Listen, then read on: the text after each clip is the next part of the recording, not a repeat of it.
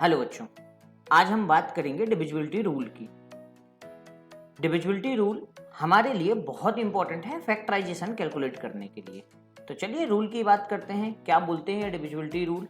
Divisibility rule में सबसे पहले डिविजिबिलिटी 2 की देखी जाए तो बच्चा, यदि मेरे को 2 की डिविजिबिलिटी की बात करनी है तो 2 की डिविजिबिलिटी बोलती है कि यदि किसी नंबर की लास्ट डिजिट में, लास्ट डिजिट जो है, यदि वो लास्ट डिजिट कितनी हो, लास्ट डिजिट जो हो वो आइदर 0, 2, 4, 6 या 8 हो तो बच्चों वो नंबर कंप्लीटली 2 से डिवाइड हो जाएगा। एग्जाम्पल के तौर में यदि हम एग्जाम्पल देखें इसका, तो एग्जाम्पल बोल रहा है जैसे हमारे पास कोई एक नंबर है 242 लास्ट डिजिट 0। हमें इस नंबर पे डेम श्योर 100% कन्फर्म है कि नंबर 2 से डिवाइड हो जाएगा। 2 से डिवाइड करें 2 1 जा 2, यहाँ वैल्यू हो जाएगी 2 1 जा 2, 2 2 जा 4, 2 1 जा 2। ये नंबर कंप्लीट डिवाइड हो रहा है। कोई भी आप दूसरा एग्जाम्पल लेके देख लें, 2 की डिविजिबिलिटी यही बोलती है। चलिए एक और एग्जाम्पल की बात कर लेते हैं हम लोग। जैसे हमारे पास नंबर लिखा है 434। यदि देखें लास्ट डिजिट 4 है तो मतलब 2 से डिवाइड होना चाहिए। 2 से डिवाइड करेंगे 2 1 जा 2, यहाँ वैल्यू हो जाएगी हमारे पास 2 2 जा 4, 2 1 जा 2, वैल्यू बच रही है यहाँ कितना 1, 2 7 जा 14। Complete divide, that is 2 is a factor of 434।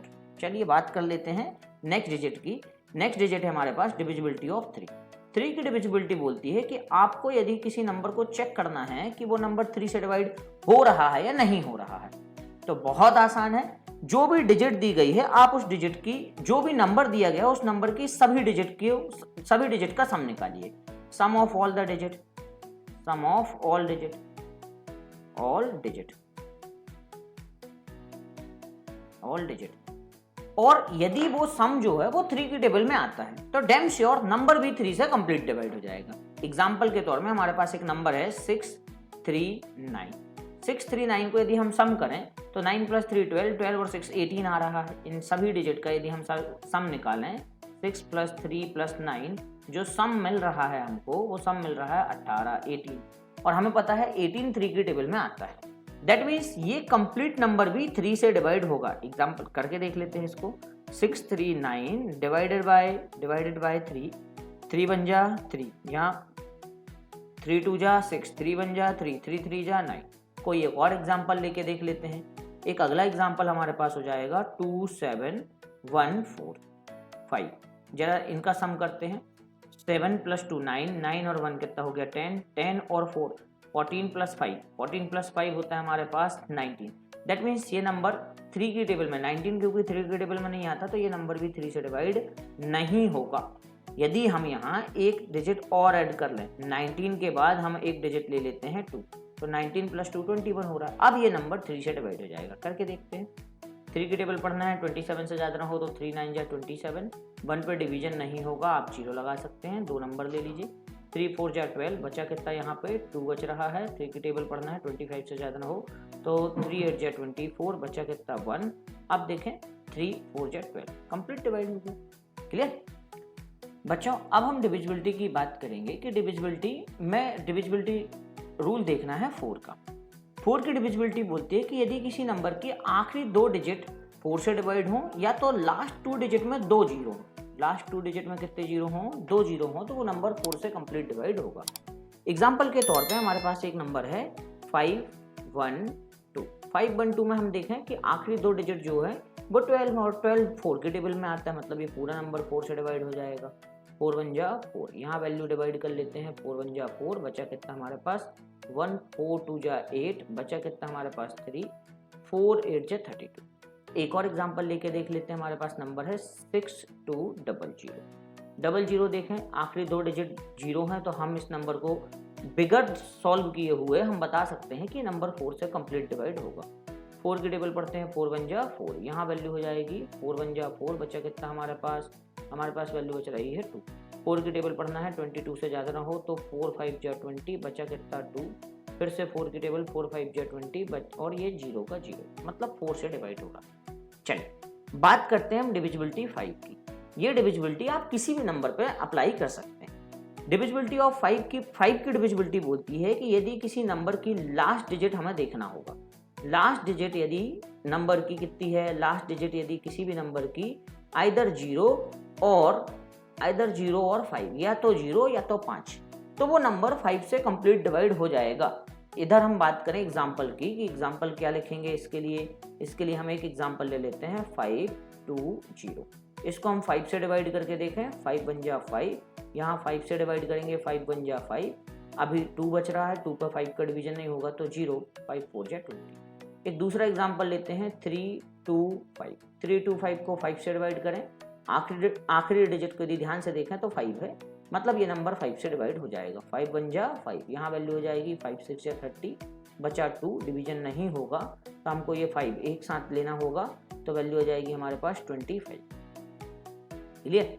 बात करें हम डिविजिबिलिटी ऑफ 6 की, तो 6 की डिविजिबिलिटी सीखने के लिए हमें 2 और 3 दोनों की डिविजिबिलिटी बननी चाहिए, क्योंकि 6 की डिविजिबिलिटी बोलती है कि यदि कोई नंबर 2 और 3 दोनों से एक साथ डिवाइड हो तो वो नंबर 6 से भी डिवाइड होगा।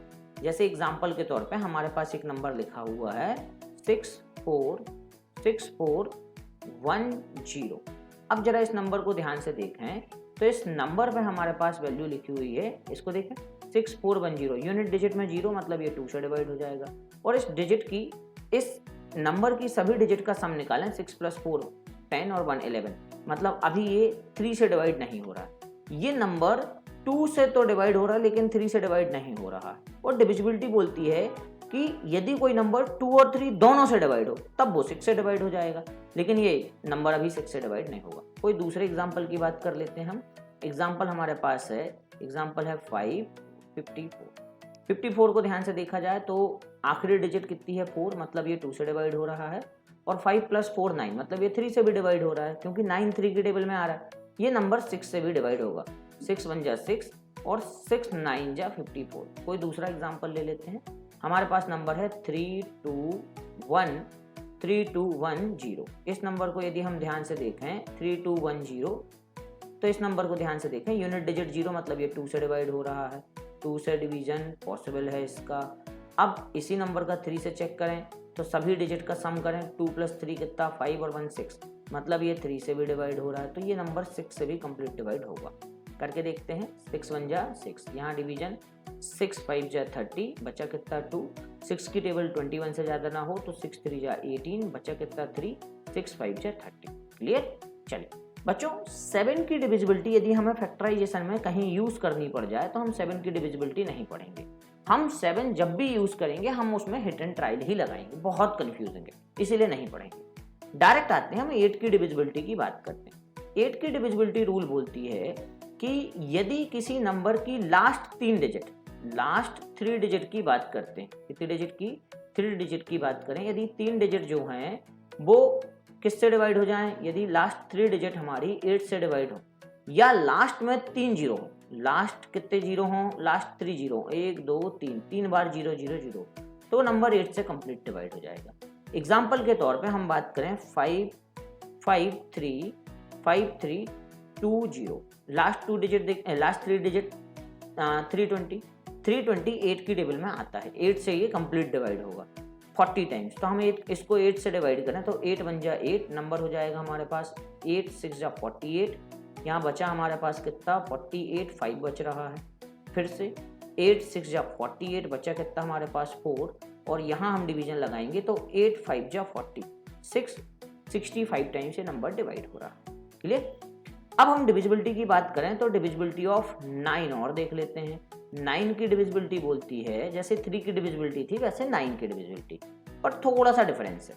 9 की डिविजिबिलिटी बोलती है यदि जो भी नंबर है उस सब नंबर के जितनी भी डिजिट हैं उन सब का सम करिए, और यदि सम जो है वो 9 की टेबल में आता है तो नंबर 9 से डिवाइड होगा। एग्जाम्पल जैसे हमारे पास है 72 7 + 2 मतलब 9 की टेबल में आ रहा है, डिवीजन लगा के देख लीजिए, 9 से यदि हम इसको डिवाइड करें तो 9 8 जा 72। क्लियर। आगे बात करें, दूसरे एग्जाम्पल की बात कर लेते हैं। हमारे पास नंबर है 54009, इसको डिवाइड करके देखते हैं, इसको प्लस करें, 5 + 4 9, 9 और 9 18, तो 18 जो है वो 9 की टेबल में आता है, मतलब ये नंबर जो है ये 9 से डिवाइड हो जाएगा। 9 6 जा 54, 0 ऊपर ले लेते हैं, 9 बन जा 9। क्लियर। चलिए 10 की डिविजिबिलिटी बहुत आसान है। 10 की डिविजिबिलिटी बोलती है कि किसी भी नंबर की लास्ट डिजिट में यदि 0 है, लास्ट में क्या है, लास्ट डिजिट यदि उसकी 0 है तो वो नंबर 10 से कंप्लीट डिवाइड हो जाएगा। क्लियर? एग्जांपल देख लेते हैं। 5 0 0 डिवाइड कर लेते हैं कितने से, 10 से। 10 से डिवाइड करेंगे तो 10 बन जा 10 और 10 5 जा 50, बचा कितना 0। ये आ गया हमारे पास। ओके, चलिए थैंक यू, मिलते हैं नेक्स्ट वीडियो में।